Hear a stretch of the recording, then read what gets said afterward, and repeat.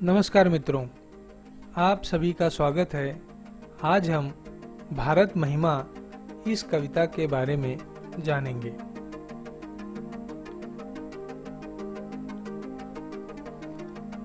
भारत अर्थात हमारा देश, महिमा महानता। कवि जयशंकर प्रसाद ने इस कविता के द्वारा भारत की महानता का गुणगान किया है।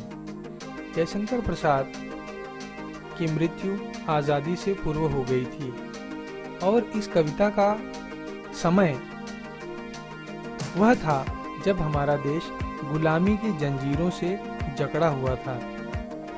ऐसे समय में देश के नौजवानों में आशा, उमंग और जोश जगाने के लिए अपने देश के स्वर्णिम और गौरवशाली अतीत का सुंदर चित्रण कवि ने किया है।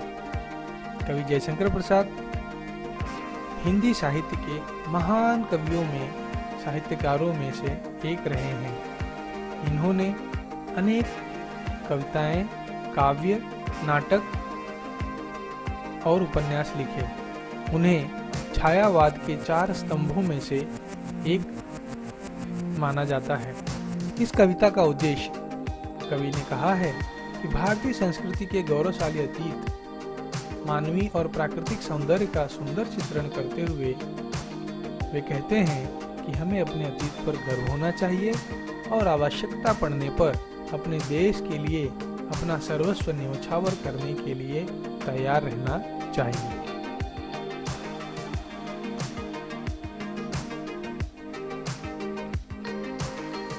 हिमालय के आंगन में उसे किरणों का दे उपहार, उषा ने हंस अभिनंदन किया और पहनाया हीरक हार।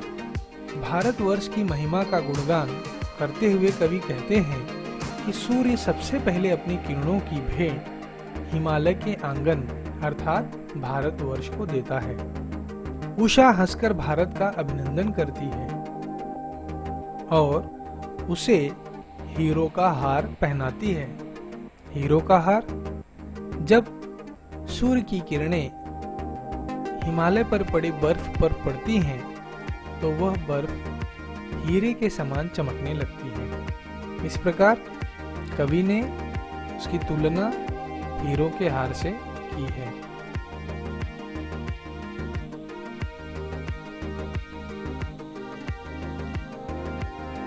जगे हम लगे जगाने विश्व, लोक में फैला फिर आलोक, व्योमतम पुंज तब हुआ नष्ट, अखिल संस्कृति हो उठी अशोक। जगे हम लगे जगाने विश्व। कवि कहते हैं कि सबसे पहले भारत में ज्ञान का उदय हुआ।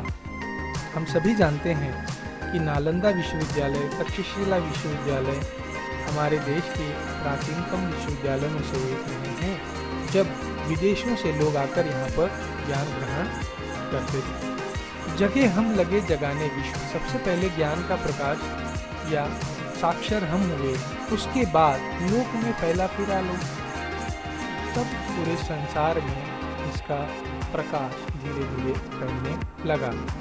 व्योमतम पुंज हुआ तब नष्ट, व्योम आकाश, तम यानी अंधकार, पुंज यानी समूह। तब यह अज्ञान रूपी अंधकार का समूह क्या हुआ?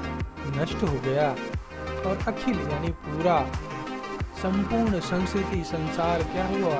हो उठी अशोक, शोक से रहित हो उठी।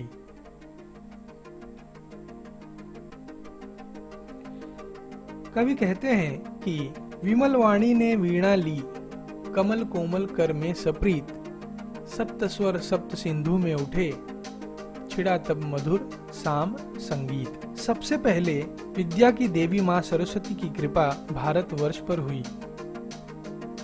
उन्होंने अपने कमल रूपी हाथों में प्रेम पूर्वक, सप्रीत प्रेम पूर्वक पवित्र वीणा को धारण किया, जिससे संगीत के 7 स्वर, सप्त स्वर, संगीत के 7 स्वरों का पाठ सप्त सिंधु में उठे। 7 नदियों के प्रदेश, 7 नदियों का प्रदेश अर्थात हमारा भारत वर्ष में उसमें गूंजने लगा। छिड़ा तब मधुर साम संगीत। 4 वेदों में सामवेद एक है, जिसमें मधुर संगीत की रचना हुई है।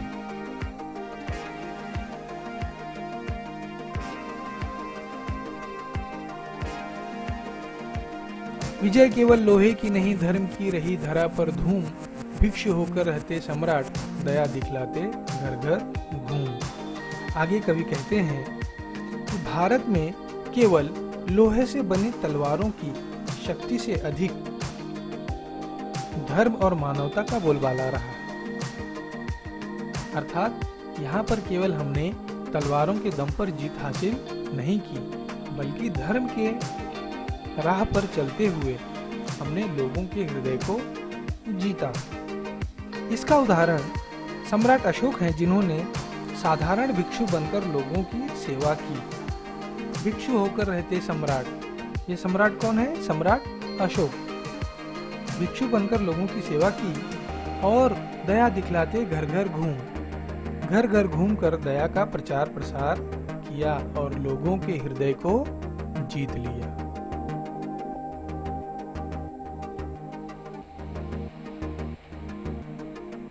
यवन को दिया दया का दान, चीन को मिली धर्म की दृष्टि। मिला था स्वर्ण भूमि को रत्नशील की, सिंहल को भी सृष्टि। कवि देश की महानता का वर्णन करते हुए कहते हैं कि यवन, यूनान के निवासियों को यवन कहा जाता था। अब इस देश को ग्रीस के नाम से जाना जाता है। इसी देश में प्रसिद्ध सम्राट सिकंदर हुआ करते थे। यवनों ने एक बार भारत पर आक्रमण किया, तब मगध के सम्राट चंद्रगुप्त मौर्य ने उन्हें परास्त कर दिया और जीवन दान दे दिया। यवन को दिया दया का दान, चीन को मिली धर्म की दृष्टि। चीन को धर्म की दृष्टि अर्थात धर्म का उपदेश मिला। वह उपदेश किसने दिया? सम्राट अशोक के अनुयायियों ने। आप सबको पता है कि कलिंग युद्ध के बाद सम्राट अशोक ने बौद्ध धर्म स्वीकार कर लिया था और लोगों की सेवा करना और बौद्ध धर्म का प्रचार प्रसार करना ही अपना जीवन का लक्ष्य बना लिया था। चीन को मिली धर्म की दृष्टि और यही धर्म का प्रचार उन्होंने चीन, म्यांमार, श्रीलंका आदि अपने पड़ोसी देशों में किया। मिला था स्वर्ण भूमि को रत्न। स्वर्ण भूमि अर्थात आज का म्यांमार, जिसे हम बर्मा के नाम से जानते थे। रत्न, त्रिरत्न। वो त्रिरत्न क्या था? बुद्ध, धम्म यानी धर्म और संघ। शील की सिंहल को भी सृष्टि। और शील क्या है? पंचशील का सिद्धांत। बौद्ध धर्म में पंचशील का सिद्धांत को बहुत महत्व दिया गया है। और सिंहल हमारा पड़ोसी देश श्रीलंका, यानी सिंहल को भी इन पंचशील से अवगत कराया। आगे कवि कहते हैं कि किसी का हमने छीना नहीं, प्रकृति का रहा पालना यही। हमारी जन्मभूमि थी यहीं, कहीं से हम आए थे नहीं। हम भारतवासियों ने कभी किसी के अधिकारों को नहीं छीना और हमने कभी किसी पर हमला नहीं किया। अर्थात हम इसी भारत की प्राकृतिक संपदा से समृद्ध स्थान पर हमारा पालन पोषण हुआ है। हम भारत भूमि की संतान है, हमारी जन्मभूमि थी यहीं, हम कहीं से आए थे नहीं। ये हमारी जन्मभूमि है और हम कहीं और से नहीं आए थे।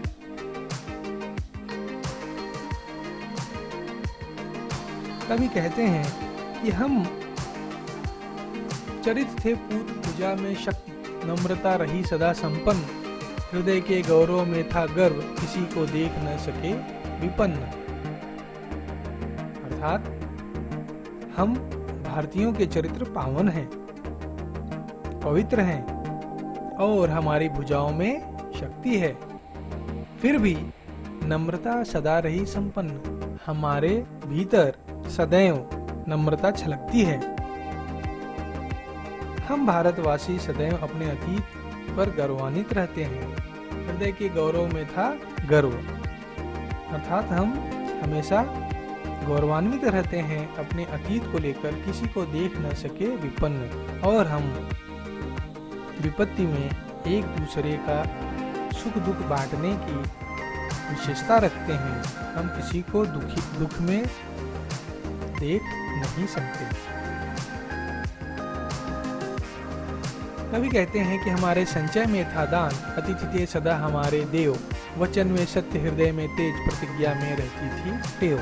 कवि कहते हैं कि हम संचय में विश्वास रखते हैं, इकट्ठा करना, परंतु वह संचय अपने लिए नहीं बल्कि दान करने के लिए करते थे। अतिथि थे सदा हमारे देव, अतिथि देवो भव, अतिथि हमारे देव के समान हैं थे और हैं। वचन में सत्य, सदा सत्य बोलना हमारी विशेषता है और वचन का पालन करने की हमारी आदत रही है। हृदय में तेज, वचन का पालन करने की हमारी आदत रही है। यही हमारे भारतवासियों की विशेषता है। टेव का अर्थ क्या है? आदत।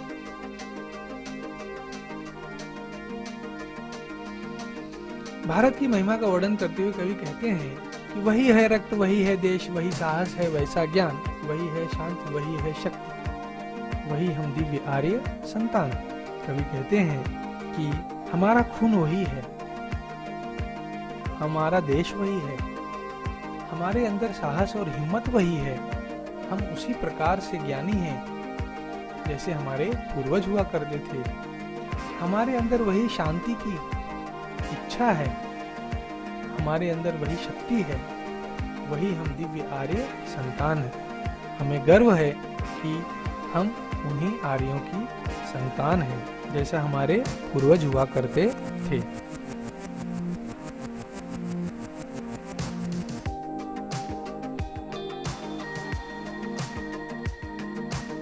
कवि कहते हैं कि जिए तो सदा इसीलिए, यही अभिमान रहे यह हर्ष, निछावर कर दे हम सर्वस्व हमारा प्यारा भारत वर्ष।